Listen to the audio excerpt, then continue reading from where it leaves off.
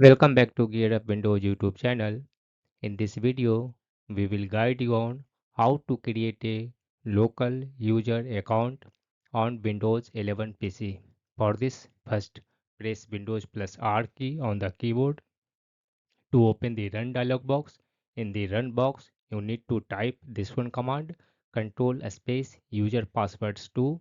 You can find all these details commands in this video description also. In case you want, you can copy it from there. After typing this one control user passwords to command, click on this one OK button. This will open user accounts window on your Windows 11 PC. Here click on this one add button. Then you need to click on this one link sign in without a Microsoft account, not recommended.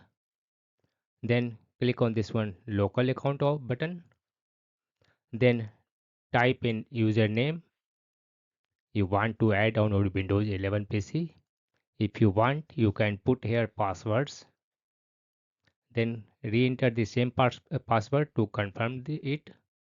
And here you can use password hint in case you forget the password. You can recognize or remember your previous password using password hint. Then click on this one next button.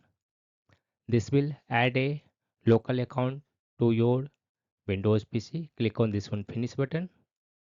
In case you want to change its privilege, select this one account, then click on this one properties button, click on this one group membership.